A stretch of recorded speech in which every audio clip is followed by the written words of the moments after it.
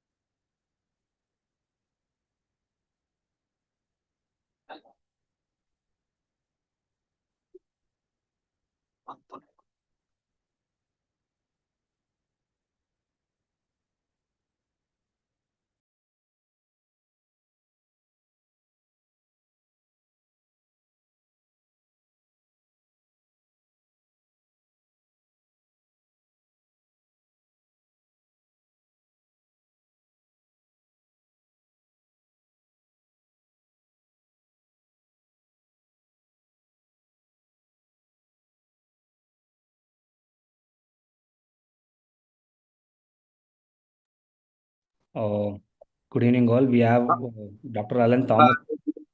Hi, Good doctor. evening. Yeah, just trying to log on. Somehow there's some network issue. I'm just trying to sort it out. Just give me a minute. Cool, cool, doctor. Please take it time. Please. Thank you. Thank you. Not an issue. Not an issue. Not a problem, huh? Yeah, No. all good. Everything good. Yeah, yeah, yeah. All good.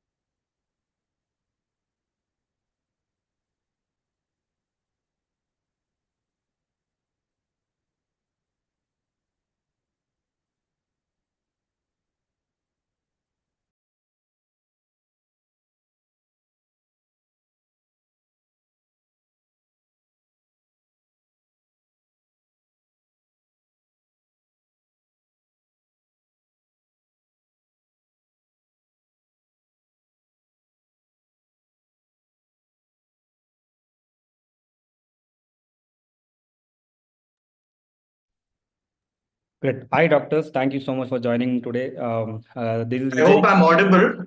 Yes, doctor. You are audible, loud and clear. Thank you. So this is Vijay, your host for the evening, and I would want to give a introduction to the man of the hour here. So we have Dr. Alan Thomas. I am thrilled to welcome you all for the informative webinar. So the webinar is Dr. Alan Thomas, an MBBS graduate from CMC Vellore, furthered his education with a master's in general surgery at CMC Ludhiana. Currently working at CMC Vellore as a junior faculty, he also initiated his career in his research limited regions of Uttarakhand and UP. Driven by his dedication, he earned a PG diploma in family medicine and from CMC Vellore, also specializing further from Dr. Alan. As a proud member of ASI and AMASI and CMAI, he is also recognized for his prowess as a presenter, having been awarded Best Speaker at CARES 2022 Ludhiana. Thank you, Doctor. Over to you. So is my screen visible? Yes, it is. It is. I think I'll just make it full screen now. Yes, please. Has it become full screen? Can you? Not yet, Doctor. Not yet. Okay.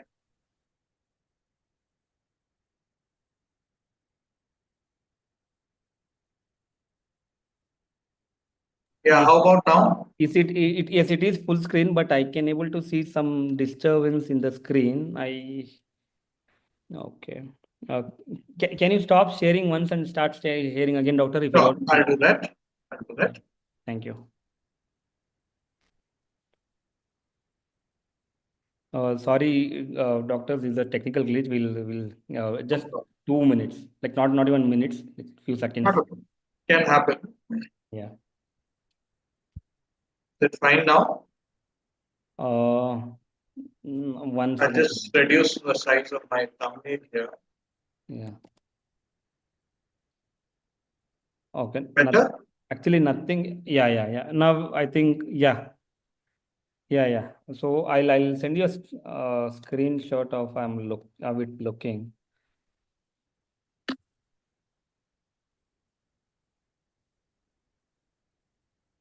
Is it better now? Can we start? Yes, yes, please. Yes, please. Is it now proper full screen? Can we have someone from the audience also confirming the same?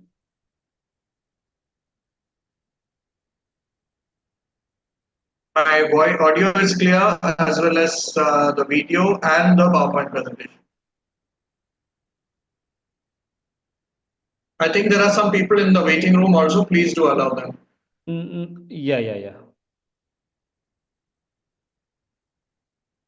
All good to go? Yes, doctor. Yes, yes. Yeah, we are good to go.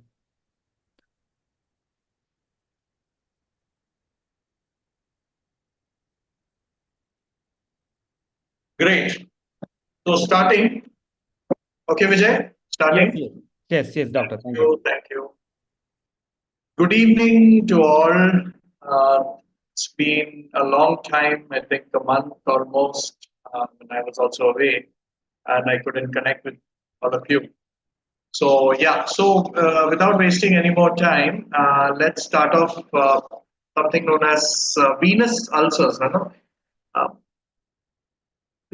before I start, let me just, bring to you a normal day's OPD. And I know many of you are practicing alone in different areas, and you definitely see all kind of ulcers, especially the lower limb ulcers, back ulcers, sacral ulcers, bedridden patients, everything.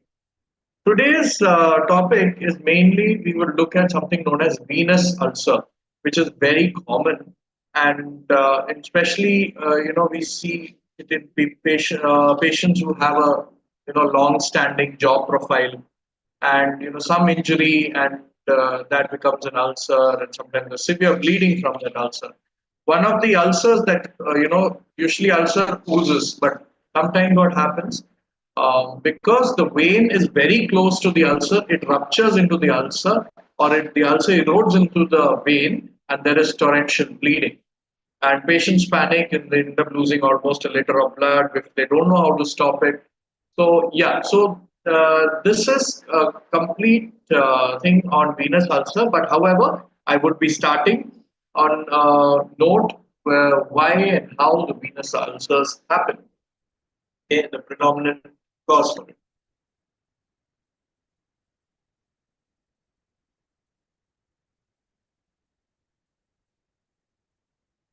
So, what can we expect today? Um, So this is like we look at types of ulcers, definition, the ulcer, the venous system of lower limb venous disorders, the physiology, risk factors, classification, clinical features, venous ulcer per se, comparison of the ulcers and management of ulcer. So now, if you look at the different types of ulcers, you have traumatic ulcers, arterial, venous, neurogenic, spread. So today's class is mainly focused on venous. So it's mainly for those people who are working in alone, and you're having your private practice. Especially our lectures are mainly focused on people who are in the mission hospitals, very remote places, trying to serve people. So these are a set of free lectures that we provide to them, and hope you all benefit from the same. And last, to look at malignant ulcers, also known as marginal ulcer.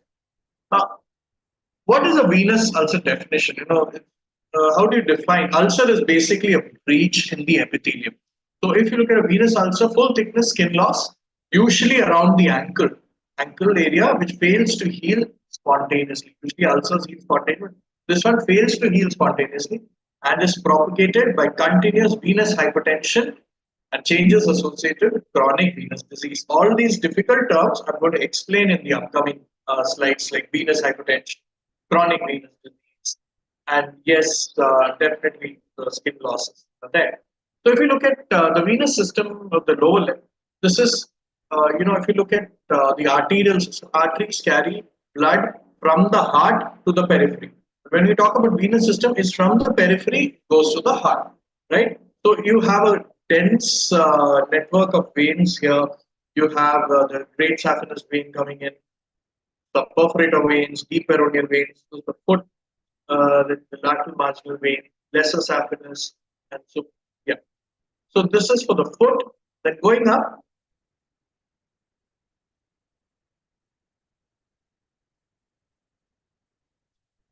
yeah.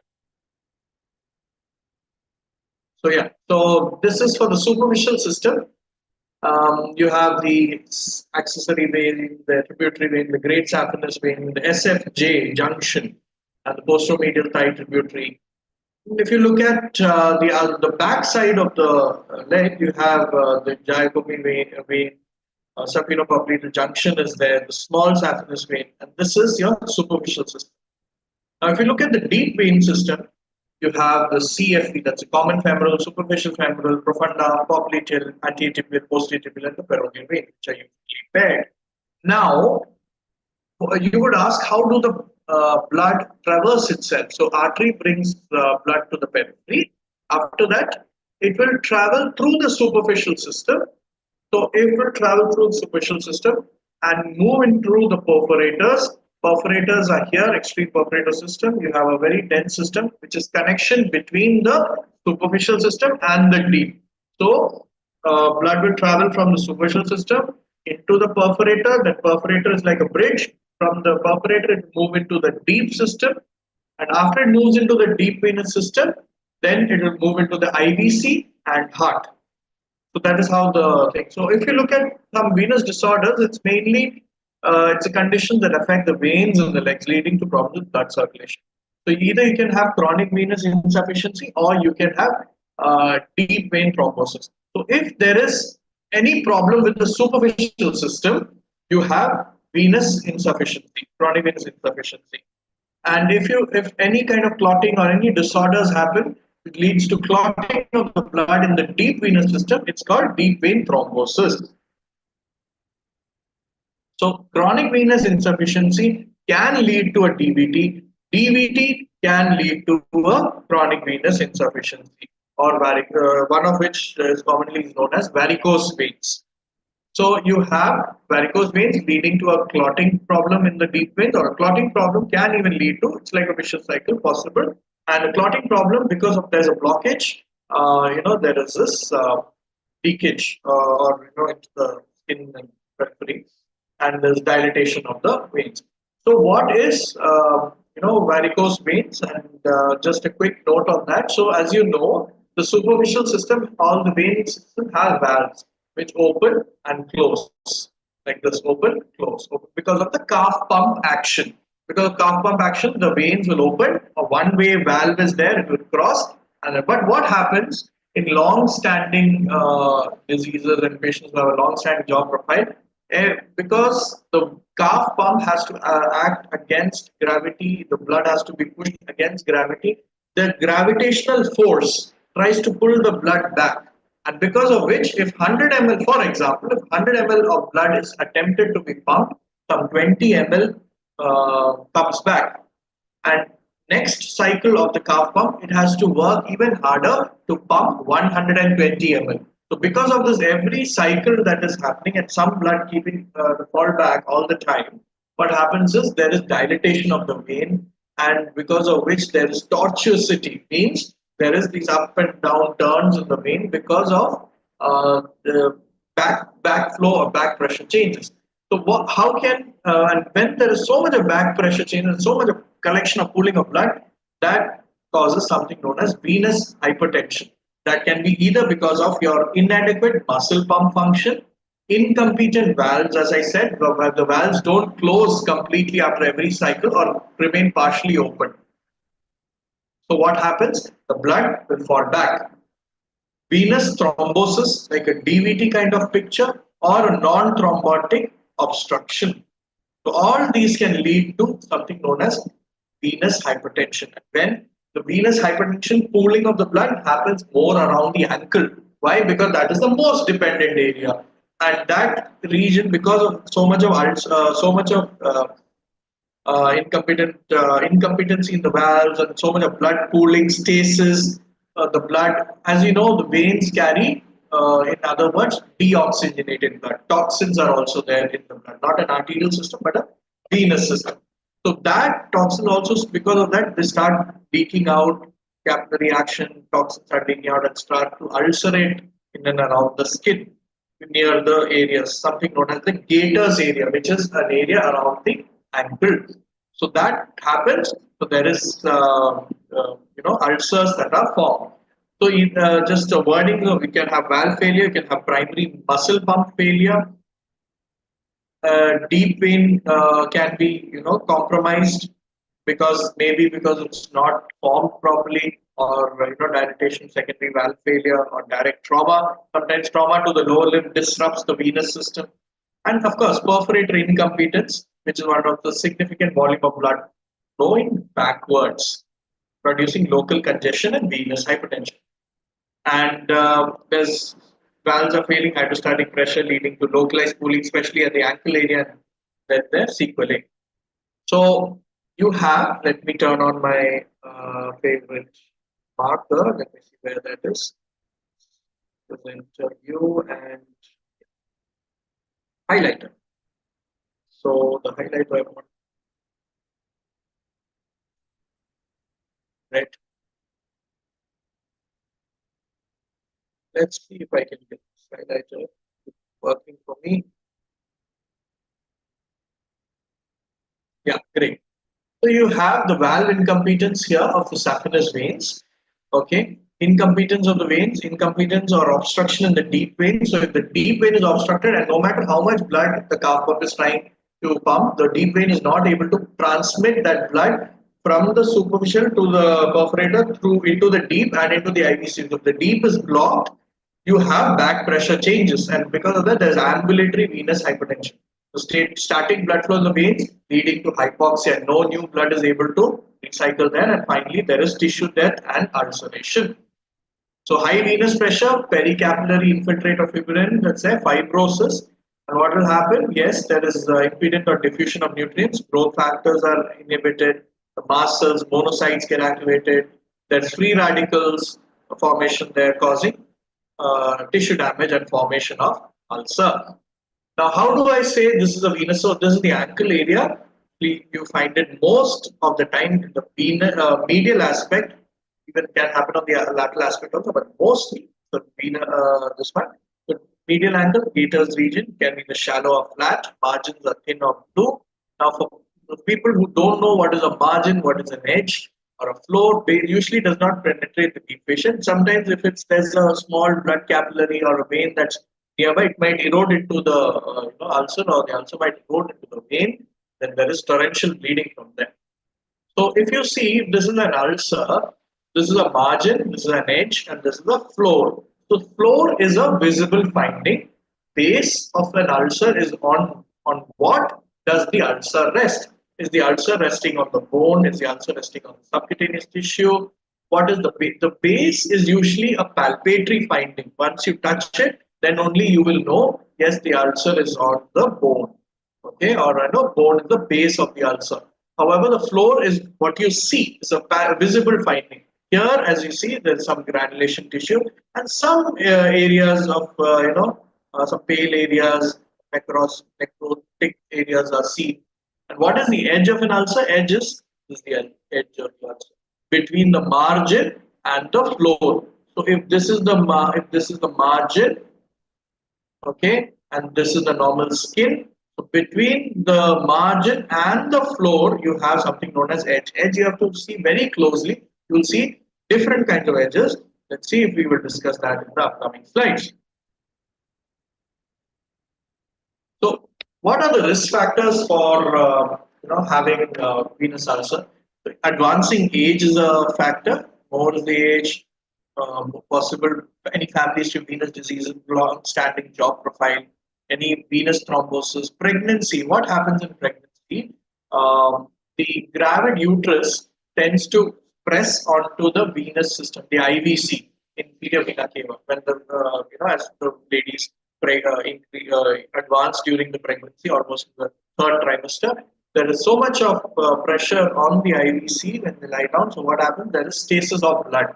As I said, superficial to the perforator to the deep. So anywhere there is a blockage, the system behind it gets. So it is a mechanical compression.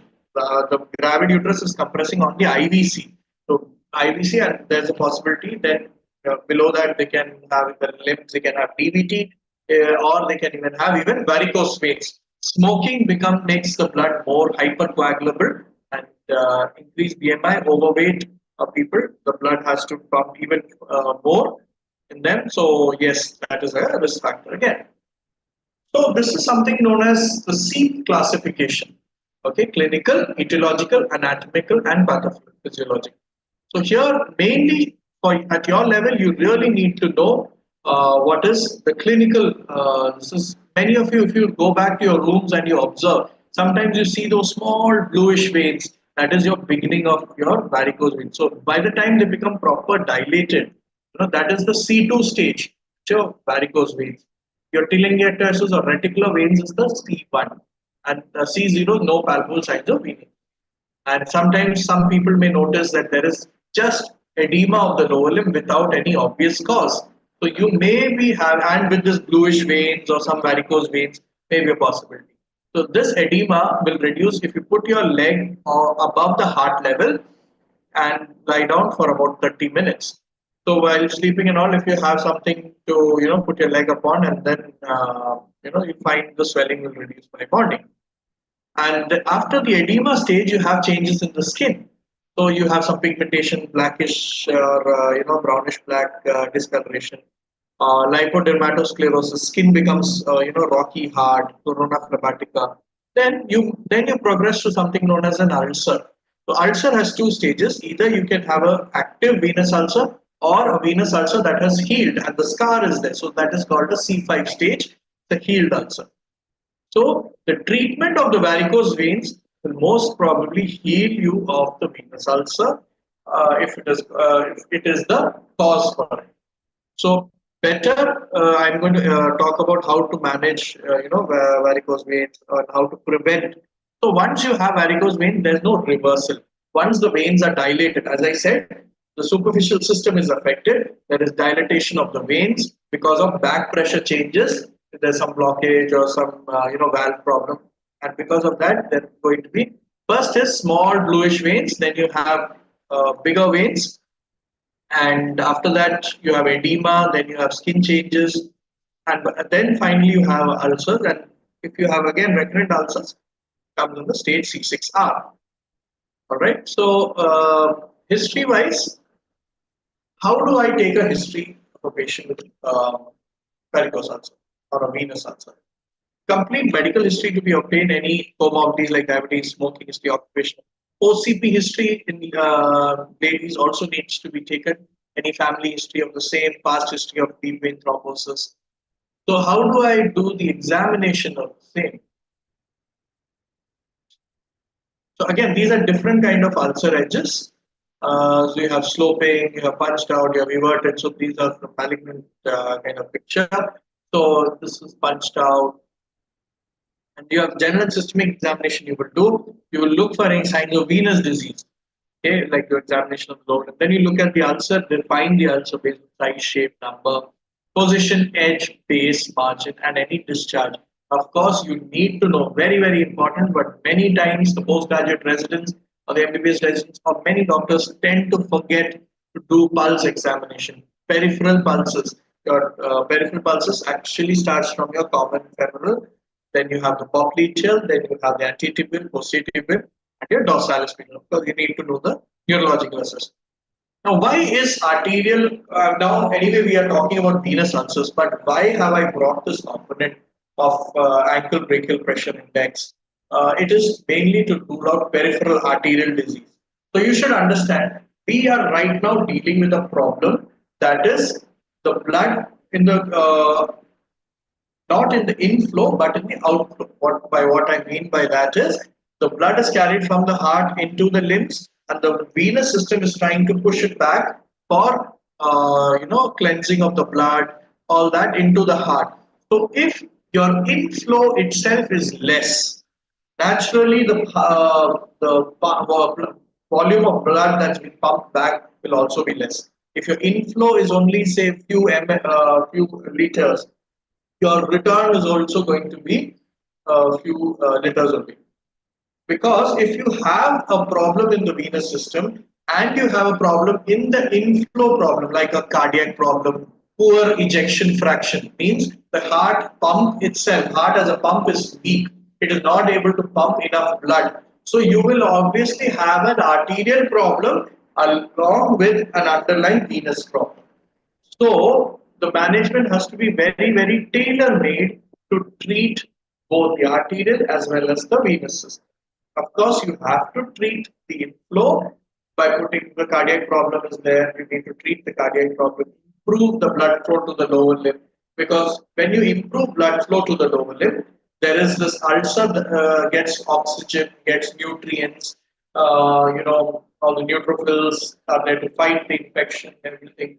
So the healing ulcer, uh, it will be there. But when the inflow itself is poor, the delay in wound healing will be there.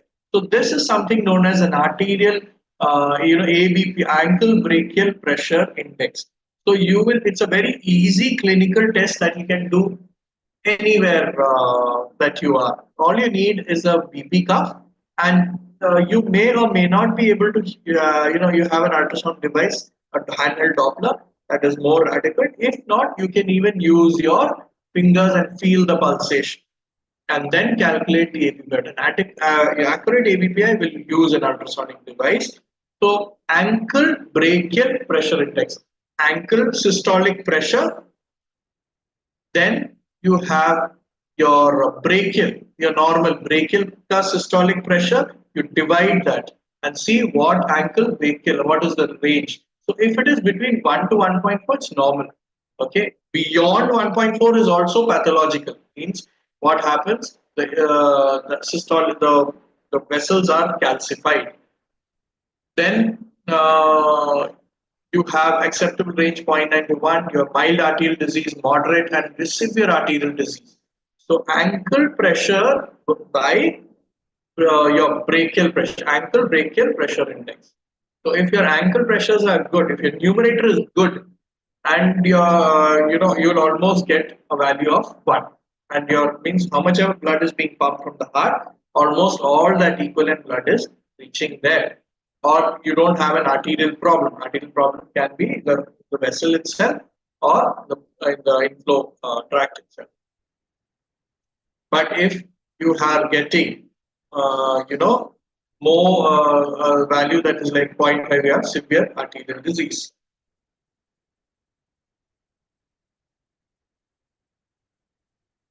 So even though we're concentrating more on venous ulcer, I thought this is an important slide because many of you see different kind of ulcers. So how do I say this is a venous ulcer, this is an arterial ulcer, probably a neuropathic ulcer? So you take a quick history, any DVT, stroke, obesity, pain upon prolonged standing, or more of a discomfort kind of thing. Any intermittent claudication. Now, what is called rest pain in arterial disease, cigarette smoking history, diabetes? So what happens is arterial is mostly on the areas of distal where the vessel arterial region is there. Like it will be more distal points or the toes. Here its location is mainly the gator area and malleolar region, more in the medial as compared to the like distal toe gangrene you would have seen. All those are possible arterial compromise. So pressure sites, neuropathic pressure sites. Somebody is trying to draw on the slide. I request you please hold on. Vijay, can you look into that, please? It's a very important slide. So, Uh, yeah. Okay. Okay. sure, no problem. This is fine. Yeah. So, Yeah. yeah, you can have severe pain in arterial ulcers. either a mild to moderate or almost no pain also in venous ulcer, and absolutely pain in neuropathic. You would have, peripheral neuropathy would be there. Eschar or black gangrene might be there, arterial ulcer. So, if you look at the other findings, you will find very, very important varicosities, peripheral edema, stasis dermatitis, absent pulses in arterial problem. Okay, and patient would always want the leg to hang down, get some comfort, because the blood will flow down also with gravity, with some effect from gravity. And how do I find out? Diagnose with relevant studies like Duplay ultrasound. So that's your color Doppler, and either ankle weight pressure index, arterial and CT angio. Okay. Now, investigations, if you look at Duplay scan, important basic blood tests, extent and distribution of the reflux, and how is this? You would have all undergone an ultrasound or seen an ultrasound being performed at least once in your lifetime. So, if you see, the reason why I put up this image is, as you understand, this is a problem because of gravity. That the price that we pay for gravity. Because of standing, you have varicose veins. So this is a particular scan that is done in standing position. Usually, ultrasounds, as you see, are done in lying down position. However, this scan, the ideal way of doing it is in the standing position, because once you lie down, all the venous stasis, your gravity factor gets cancelled out. So the blood has a aid to move into the deep system. So your varicosities might decrease. So that's why if people, if any of you have varicose veins or start, you would see in the lying down position, it kind of reduces or even disappears. So what all will we look at this one? Look at any refluxes in the deep or superficial system and extended distribution, obstruction in the deep venous system, that's a DVT, and any thrombus in the superficial system. Not just DVT, the superficial system can also have a thrombus. Now, how do I make a diagnosis? So, as I said, Gators area, signs of venous hypertension is there, any past history, thrombosis, any family history of venous disease, colored Doppler or ultrasound. So, all that will help you make a diagnosis. How do I manage this? That's the main part of the thing. And you have general measures, your compression therapy, ulcer care, pharmacotherapy, and of course, surgical therapy. So if you look at general measures, gentleman is lying down with his leg in elevated position, and all this edema is trying to come down. So we're above the heart for about 30 minutes. Ankle flexion exercises, skin cleansing, very, very important. Sometimes skin becomes rock hard. Might have to use some petroleum jelly, just one moisturizer, gentle moisturizers to, avoid any form of dermatitis, contact dermatitis, and avoid prolonged standing. Whenever possible, put your leg just gently elevated also. Compression therapy. One of the, what happens, as I told you, there is this valve problem, right? One of the major problems is valve problem. Valve is opening, closing. Valve opening but not closing completely. So there is a kind of backflow. So when we apply compression bandage in the, as we mentioned the image here, from the toes above, this compression bandage, what will happen? It will bring the valves closer and improve the tone, mainly the bring the valve leaflets closer and make it work better. So what happens? The disease per se, the varicose veins or the venous chronic venous insufficiency issues does not finish, but it is kept in control. Now, how do I apply this bandage? It's very, very important. Not any way round. You have to start always, if this is the toe, start from the toe upwards. As I said, the venous system starts from the foot and going upwards into the heart. So you definitely have to start from the toes, and keep rolling it at a particular strength, and then some people may be even wearing compression stockings. So that is also doing the same function like this bandage. So ideal interface can keep it 35 to 40, use of compression. So something known as a four-layer bandaging system. So if there is no infection, if just a venous ulcer, daily dressings are done, and that varicose veins or there's a chronic venous insufficiency, you can do an ulcer dressing at the site and then something known as a four-layer compression bandaging. Okay, orthopedic wool, elastic bandage, cotton crepe, and cohesive bandaging. and each layer has to be a little tighter than the previous one. And it is opened after 5 days. Once the dressing is done, you have to open it after 5 days. See the status, and it is many studies have said that it helps in improving the healing of the venous ulcer, which is in the lower limb. Now I have put this something in red. Always check your ankle brachial pressure index before application of 4-layer band. What happens is if you have a compromised arterial system, that is the inflow into the leg, and anyway your outflow is bad. If your inflow is also compressed and kept locked, you will have poor supply to the lower limb and you will have increased pain. Not just the wound ulcer, you will start developing arterial ulcer, and also you can even some patients have even had gangrene of that limb and they had to undergo amputation. So very important. Not every ulcer should be managed with a 4-layer. First, ascertain the diagnosis, rule out an arterial compromise, and when the arterial system is normal as per the ABPI chart, then you can go ahead and put this 4-layer bandaging. Now, many of you wear compression stockings. So there are different classes. When you go to the shop, ideally they give you whatever they feel like, but some they will ask you what is it for. So if you work long in a long-standing profession or something like that, you can always, and you have some kind of varicosities, you can either wear this mild version. That's a compression gradient of 15 to 20 grade 1, some mild swelling. But if you're long-standing jaw, better to wear, and you have some evidence of varicose to delay the progression of the disease. You can always wear class 2. So whenever you go, the one of the best one will be the class 2 ones that are there, class 2.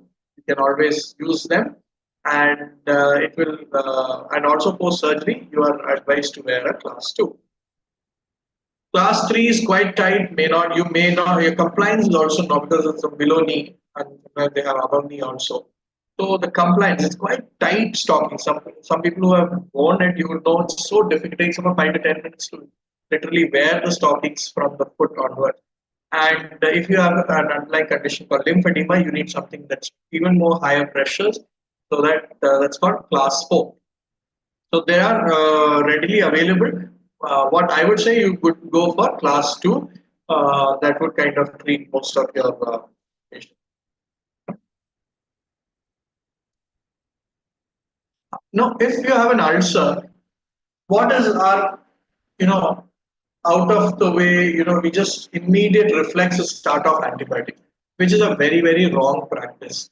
I would say do not start antibiotic unless you feel there's an underlying infection or the surrounding skin looks inflamed. Um, and what happens is if you abuse antibiotics, it's going to cause resistance. So you don't want to have that. If it's a dressing that can be managed with simple dressings or some debridement may be needed, do that and then continue dressing. The systemic antibiotics, when do I start with systemic antibiotics? If you have local heat and tenderness, some erythema around the skin, there's an erythema, so like a cellulitis picture. Lymph and red streaks traversing up the lymph, a rapid increase in the size of an ulcer, or patient is developing fever. So what happens is probably the infection is settling, going below the skin, subcutaneous tissue, and even into the fascia. So you need to always look for whether there's an infection underlying something known as necrotizing soft tissue infection, which can be very live as well as lymph threat. So what is the role of debridement? Role of debridement is if you find the ulcer dirty, you need to give it a chance for re-epithelialization. So clean the ulcer bed and make it look good, and the dirty things to be cleaned out. And regular dressings need to be done. There are some ointments like papain urea ointments. What happens is there are collagenase kind of ointment that kind of do a medical debridement. You don't need to cut literally. So during the next dressing, when you wipe it off, the slough and all will come out. So that is also there, and you can either use silver related dressings. That will kind of, there are some studies that have said that kind of helps. However, if you have a very long standing ulcer more than 1 year not healing, you should always consider taking a biopsy because that ulcer can become something known as Marjolin's ulcer or can turn cancerous. okay, because of irritation in that area. So long-standing ulcer, always take biopsy and find out if it's become a cancer or not. So very important to know in long-standing ulcers that, okay, if there is a cancer and there's an underlying possible lymph node, the lymph node has also proven cancer, then patient may even require radiation, patient may require chemotherapy and other treatment needed, and surgery also may be required to remove not just that ulcer, but also you may have to proceed with a limb surgery, maybe like an amputation or something.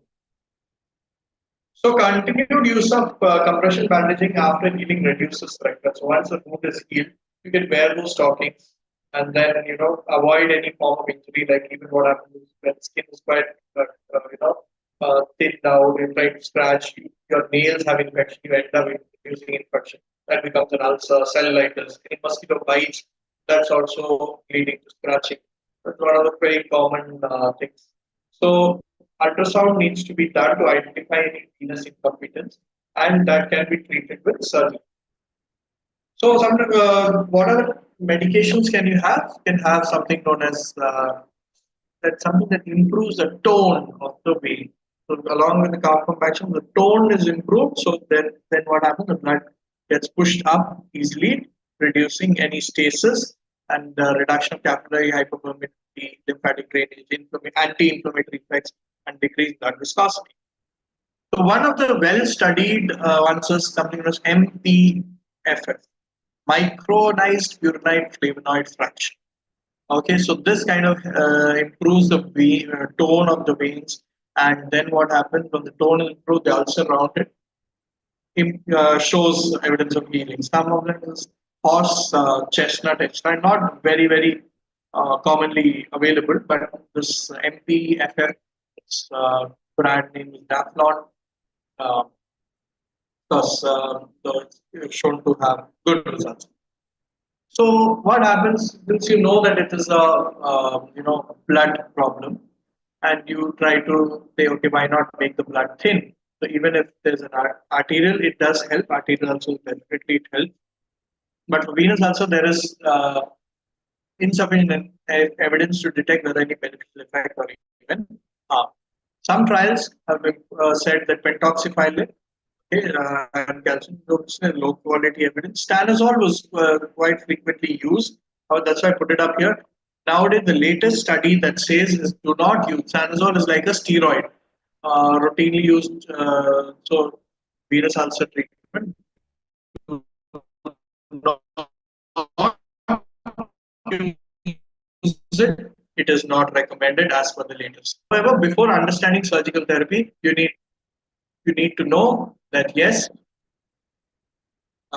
you have something known as am I dealing with an arterial ulcer, really a non-healing ulcer, long duration, any dermatitis or skin infections, ulcers are recurrent ulcers happening.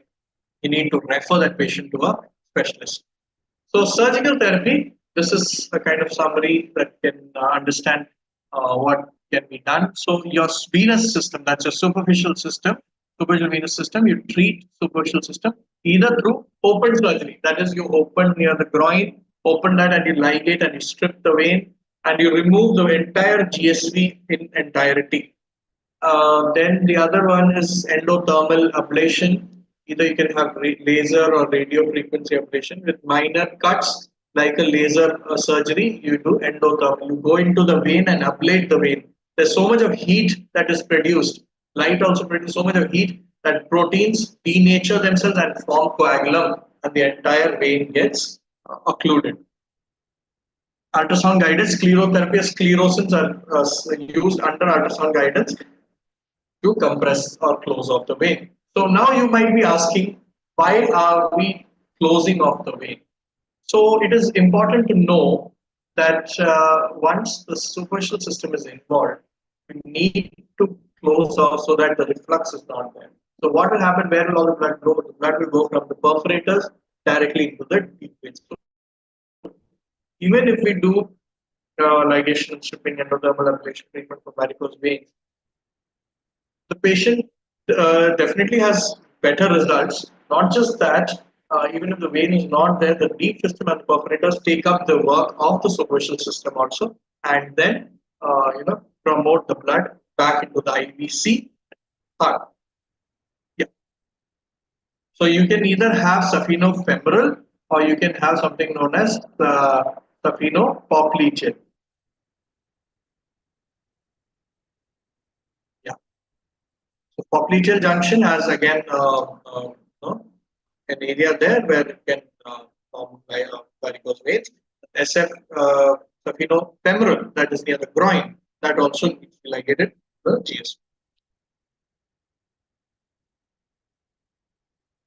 Yeah, trying to go to the next slide. There's some.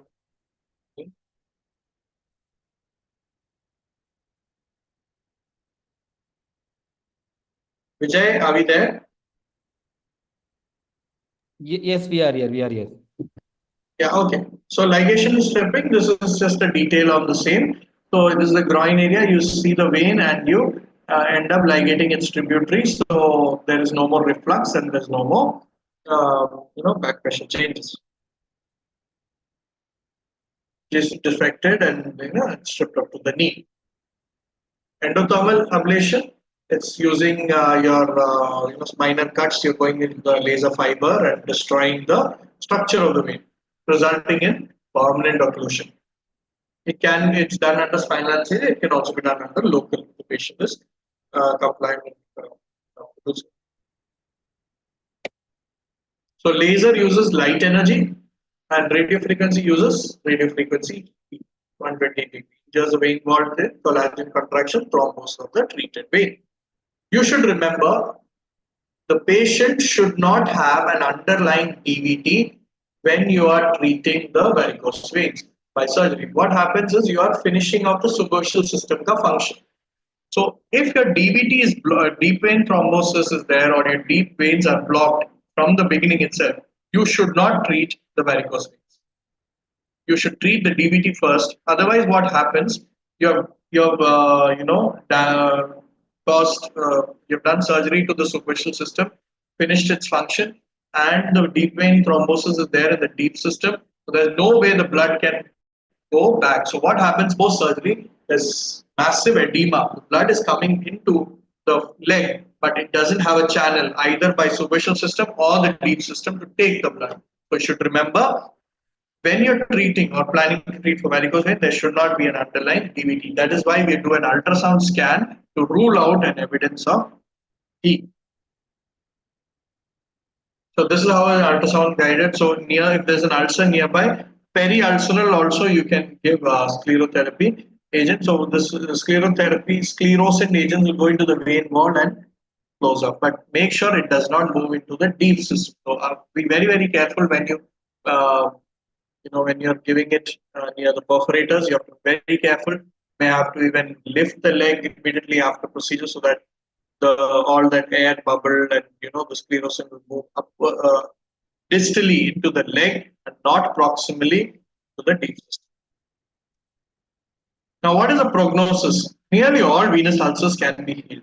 Reulceration is the greatest problem in post-traumatic leg. However, with successful ablation surgery or compression, reulceration rate is only 20 to 30% in 5 years. And if you have an underlying arterial problem, so either the arterial compromise and arterial ulcer is also there, ulcers are quite difficult ones to treat. So you need to counsel the family accordingly. And underlying chronic conditions like diabetes, immunocompromised state, delayed infections can always cause delay in voting. So you have to counsel the family accordingly. So venous leg ulcers are associated with profound impairment in quality of life. There's not usually these venous ulcers keep oozing, not discharge, watery discharge keep oozing. So sometimes patients find it difficult to go into the social circle, and there's high chance of recurrence.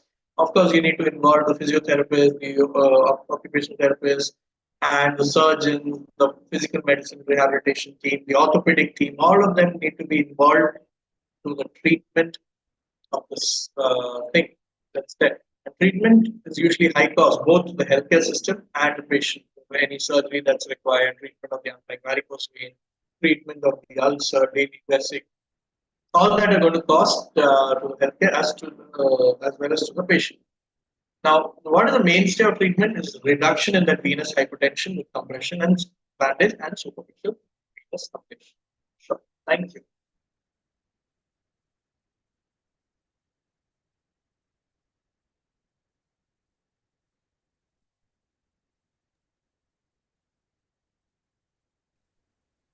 Yes, doctor. Uh, thank you so much, doctor. Can we start Q&A session with your permission, please? Yeah, we can start.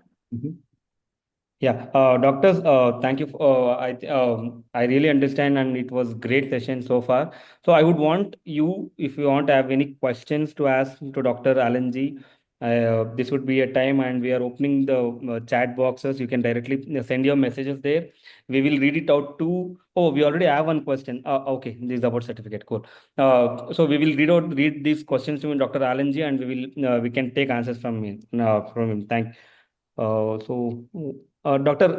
Komal Before, Preet is sorry, asking. sorry to interrupt. Before that, I also want to put into the fact that yes, Mediversal also has courses on blood disorders and other multiple courses. If anybody is interested, in some fellowships, short-term fellowships or diplomas, because diplomas are registered under the UGC university. So approved university. So yes, so you can always contact Vijay. So Vijay, I would recommend you please leave the helpline number so that if anybody requires some career guidance or something of that sort, then definitely I think Mediverse will be able to help them, Sure. especially people who are post MBBS. So, you're trying attempt one, attempt two, and three, and so you really want to do some fellowship. So we have a good number of fellowships that are there. So Vijay can always iterate on the same. So about 35 plus fellowships and also clinical attachment. So if anyone who requires hospital like a internship kind of thing or an observership, definitely you can contact team and they will be able to help. Cool. Thank you, Can we Doctor. open the floor for Yeah.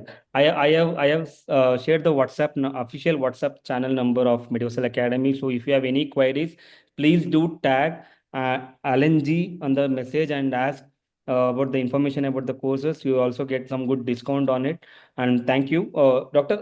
Let us jump into the question. So I found one question which is Komal Preet is okay? asking. Good evening, sir. What is styrofoam therapy? Therapy, sorry, styrofoam therapy. I think Dr. Komal wants to ask about sclerotherapy. Yeah, Okay. sorry. So what happens is in sclerotherapy, as I had mentioned, what they use something known as a sclerosant agent. Okay, the very very potent agent. So something a sodium tetradecyl sulfate. So what they do is we use one part of that and something known as a Tesserae's method, where we make the solution with air. We mix it with air or CO2 accordingly, preferably air. We take about three parts of air and one part of this and make it in a 4:1 ratio.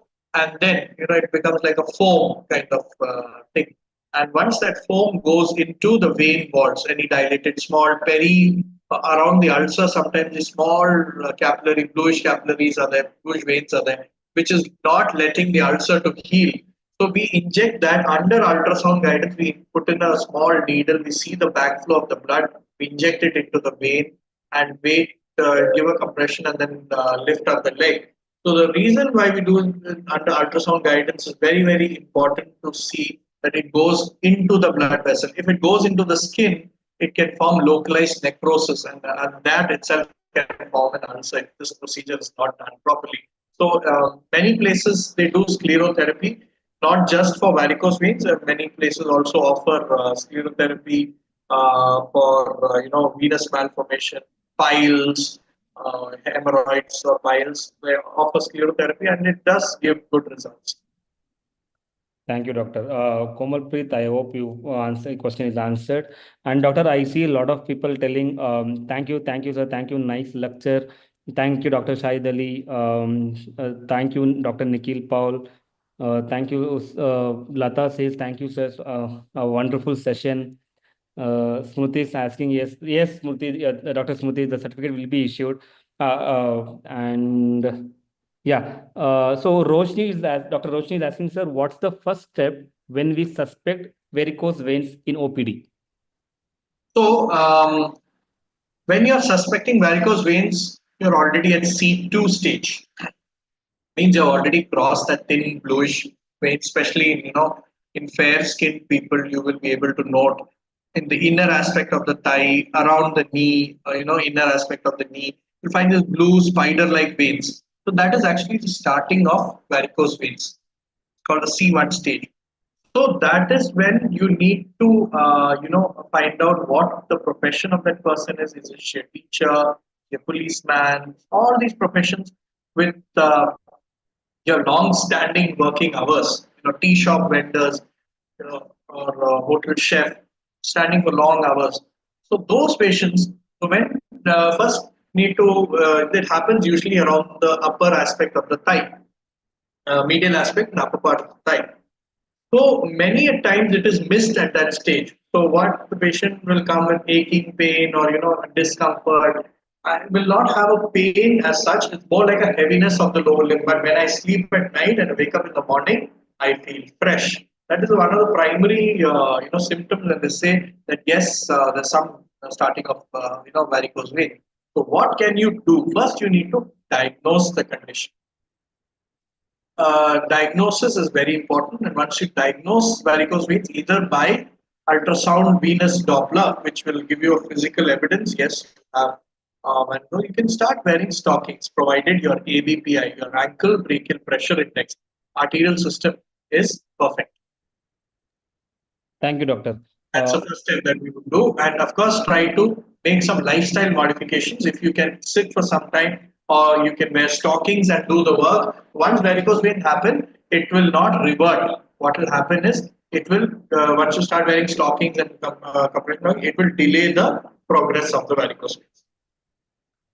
Thank you, doctor. Dr. Komal Preet, I have another question. Sir, does laser TT causes venous embolism? Okay, so when we are treating varicose veins, as I told you, it's a problem of the superficial veins. So you are trying to cause, thrombosis, or you're trying to ablate the superficial system of the vein. But inadvertently, there is always a risk. Inadvertently, when the laser fiber goes into the superficial system, since all these are connected, superficial system, perforator, deep system, inadvertently, if not done properly or by mistake, the calculation, of the every leg is different. The length of the leg is different. The fiber is quite long. So if the fiber goes extra deep, and towards the deep veins, so when the ablation command is given on the laser machine, so what happens is there is a possibility of forming a clot, and that clot can go into the lungs and cause your pulmonary venous embolism. So laser usually does not cause if it's done properly, done in the superficial system, but there is always a risk in the surgical in the endotherapy that we use. Even if it's RFA, if you're not if you go and ablate the junction, that's why we stay a little away from the junction, about 2 centimeters we stay away, and then we ablate the vein and bring it outside. So yeah, so there is a risk of venous embolism, but not always done properly and with correct calculation. Usually, it does not cause any sort of a problem. Thank you, doctor. Yeah, Komal, thank you. Thank you so much. Thanks Uh, for the question. yeah, so I think we'll end our questions here. Just ask if there are any more questions. Yeah, doctors, is there any question? Actually, I dropped the question. Please drop your questions here. So I just got the common print. Yeah, doctor, you have another 5 minutes time. If you guys have any queries, any questions as such, please drop in. The Dr. Alanji will able to answer you.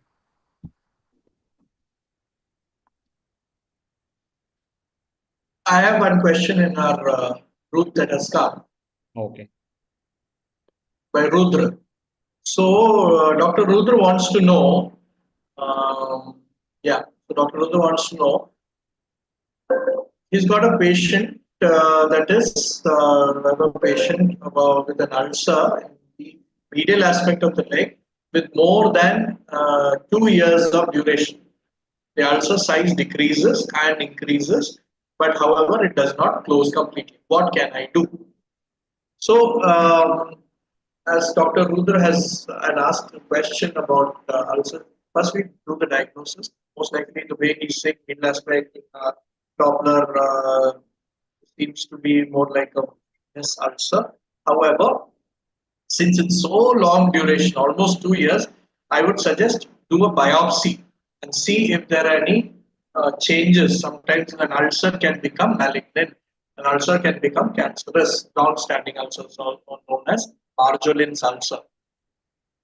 So that needs to be ruled out, and then yes, you can proceed with your other treatment. You can even give this compression. If the arterial system is okay, you can give this four-layer compression system. Maybe about 4 to 5 sittings. In once the four-layer band is applied, you wait for 5 days. Then again reapply after wait for 5 days. Like that, about 4 cycles. If you do, definitely the volume of the ulcer definitely shows good resolution. Great, doctor. Thank you. In case of Komal Preeti is asking, in case of Dr. Ruth, can SSG be done? Yes, so many doctors do attempt, grafting of the ulcer, but you should understand you have a compromised vascular supply. Okay, you have either an arterial problem or a venous problem. No matter what graft you put, there is always going to be a challenge in uptaking of the graft. So graft failures are quite high. That is one. Apart from that, you need to treat the underlying cause and then you put in the graft, makes sense. You treat the varicose veins and then you put the graft, makes sense. Treat the arterial problem, then you put a graft, makes sense.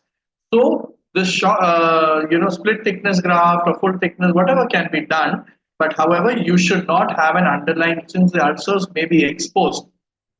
You can have pseudomonas, you can have any other kind of infection.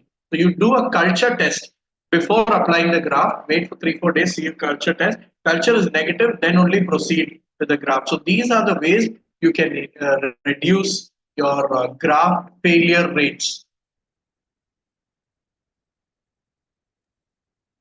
Cool. Doctor, I think, okay. Dr. Ratan Mekala is asking, sir, how to decide whether to start antibiotics or not? If antibiotic to start, which one to start, or to go for cultural and sensitivity? All right. So based on the antibiotic profile of your particular region, okay, there's something known as an antibiogram. So based on that, you can start off antibiotics. You can use this for superficialist. You can start off with your penicillin group. You have an amoxiclav is good. They even some places may even require some resistance in there.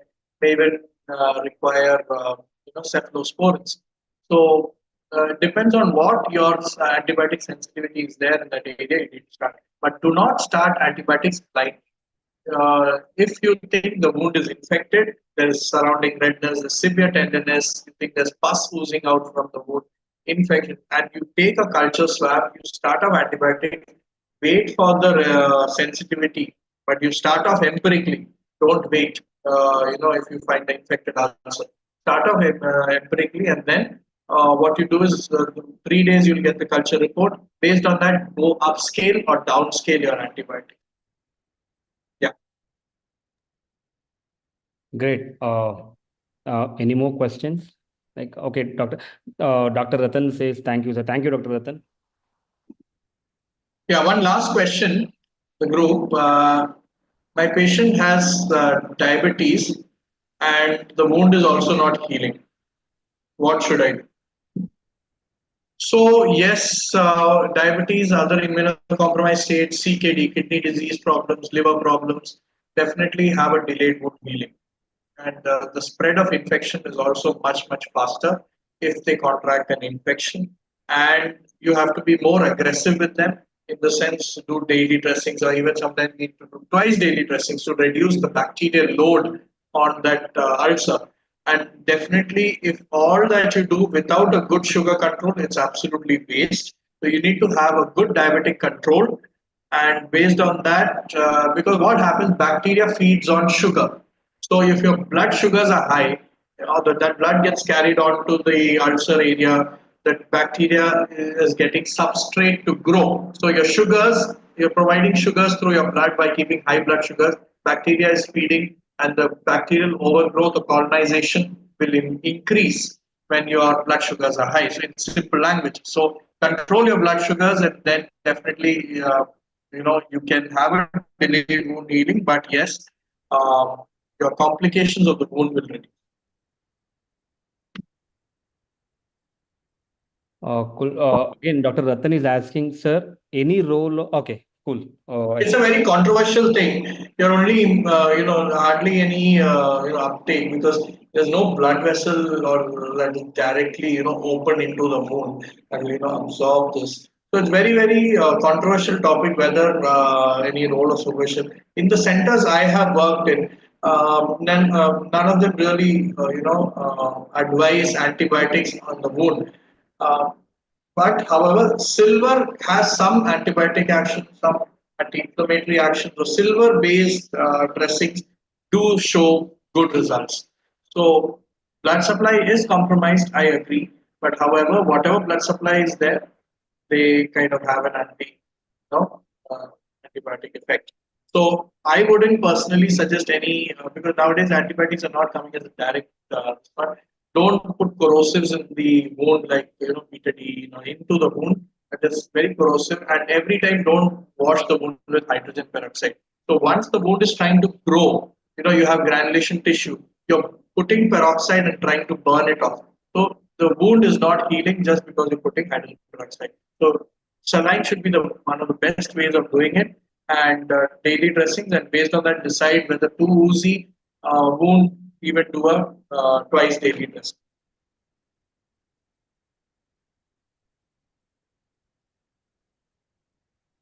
Great. So, Dr. Nikhil Paul Matthew is asking, sir, which method is preferred for treatment of varicose veins, laser or the vein stripping? So, vein stripping is an open surgery technique, and your laser or RFA is endovascular or more like a laser surgery that they call it. So both have its pros and cons. In laser surgeries, you can get admitted in the morning, do the procedure, and by next day or same evening you can go back home. But in open surgery, you may have to wait in the hospital for 2 to 3 days. That the healing, the recovery is a little slow on that because, of course, there's a cut that is there. Your wound infection is a possibility. So all that. So depends on patient to patient which is better. But nowadays, many of the vascular surgeons prefer, vein stripping and all that. But there are cases where done with laser and RFA some years back, they have recanalized, the veins have recanalized and again formed new varicose veins. So that is also sometimes the recurrence rate is also there because the vein is already inside and that gets updated. But in stripping, the vein is removed out of the body in entirety. So yeah, so the pain is definitely less in a laser or other endovascular technique. The other one, open, may have a percentage of pain more than the minimally invasive surgeries. Okay, doctor. Dr. Ratan Mikla is again asking, fixation of joint for ulcer healing, sir. So if the joint ulcer is on the joint, don't. It's a very thing is avoid too much activity at that joint. So don't need to fix the joint in per se because that will be discomfort for that patient. But try to avoid especially movements at the ankle if it's right on the ankle. So the more stretching of the skin, more the spot is always a you know delayed wound healing. You give it some rest, it will heal better. So fixation of the joint for ulcer healing, not by surgical fixation, I think. Sometimes some people do put a cast or something, but that is nowadays not really recommended because of patient discomfort. So not much better results of that. Wounds will heal if your underlying sugars are okay. If your there's no vascular compromise, wounds will eventually heal. That takes Okay, great. Dr. Yeah. Ratan says I wonderful. hope I was able to. Y- y- Yes, doctor. The Dr. Ratan says wonderful didactic lecture. Oh my God. Okay, cool. Great. Dr. Kirti is asking, how will you differentiate venous ulcer and arterial? Arterial ulcer. Yeah, yeah, yeah. Venous ulcer, the location itself will be in the most of the time it's a medial malleolus, very rarely in the lateral malleolus. That's called the gaiters area. The ulcer, arterial ulcers will be usually where the artery tips are ending, distal toes, the forefoot. All those will ulcers there are predominantly arterial in nature because the blood supply suddenly gets compromised at that stage. The vascular supply is very thin, not carrying enough blood, and because of that problem, there is arterial ulcers that are formed there. So the location itself, plus the arterial ulcers are so painful that they will not sit at one place. They'll try to hold on to the leg. They'll try to massage their leg. They'll try to put their leg down because they want blood flow to move down into the arterial through the arterial system also. So the very painful ulcers possibly, but infected venous ulcer may be also painful because the underlying skin gets infected. So yeah, so it's a quite and of course you will do imaging to see the what is the Doppler status of the arterial and the venous.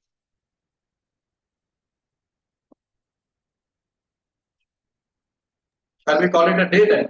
Yeah, yes, doctor. Then we will call it a day. Doctor, thank you so much for this insightful session. I personally learned a great deal, and I'm sure all the doctors here would agree with me. On behalf of everyone, I extend our sincere gratitude to you. And it is the kind. And doctor, I also want to tell you that it is kind of the engagement and participation that motivates us to organize more such webinars in the future. And please do look out for all our social medias. We will be arranging a lot of webinars in coming days. I'll also drop the links in the chat box. Please do go and follow us. And for the new doctors attending today, we'll be posting every day called case series, wherein you can participate and comment your answers and stand a chance to win goodies. Please do note that, and I would drop our social media channels in the chat box. Please do follow us everywhere to stay updated for all kind of webinars, courses, and case series stuff where you can uh, talk to us, talk to the case series, and also learn a lot because all these case series personally curated from our Alan G, Dr. Allen. So this would be great for you as a from a learning perspective. And Yeah, and do share the link when you get, call your friends, give this session. We want this to be an open house kind of thing so that more and more people get benefited with these lectures, especially many of them are working in the remote areas. They need to, be rubbed abreast with all the, best and the latest medical treatment that is available. So these kind of lectures do help them. So our focus is mainly to reach out to many the mission hospitals and in the hospitals that are in the remote areas trying to serve the people. So yeah, all the very best to all of you. Do spread the word whenever you get the link, and uh, let's hope that we can learn together because I also get motivated to read more and learn from you in the session. Very well said, doctor. Very well said. Actually, really, really. And yeah, coming to the audience, thank you for everyone joining today. We hope you find this webinar informative and valuable. If you have any further questions or would you like to more information, please feel free to reach out to us. We have dropped our WhatsApp number on the chat box. Please do reach out to us. Just while sending a message to us, just drop today's date and the topic or webinar. We will be able to understand that you are from this webinar and we will be able to accordingly. And additionally, we'll be dropping the link in the chat box for the certificates. So I know this might I'll drop the link. Please do fill out your forms for the certificates. You'll receive it in next 24 hours. Please do fill it and submit it accordingly. And don't forget to follow us on social media for the updates. Do follow, and you will find it really helpful with respect to knowledge, We also put some videos wherein to shed a light on latest trends. Thank you so much. The certificate link is on the chat box. Please go fill the forms and get your certificates. Thank you all. Thank you, doctor. I'll be waiting here for next 2 to 3 minutes for that for people to get the links. Also send the text on topics we need lectures. Yeah. Thank you, doctor. Thank you for reminding me. Sorry, I forgot this. Yeah, please drop your topics which you want to listen from Alan G, where he talks in depth. Normally, Dr. Alan always go to that depth to get the content ready for you people. So please drop us your course interest topic you want to listen in our webinars, in our upcoming webinars. We'll also arrange that. Thank you, doctor. If you want to say anything, please go on and No, we're done. call it a day. Yeah. Thank you so much. Thank you, Good doctor. night. Good night. Have a safe night. Bye and happy weekend.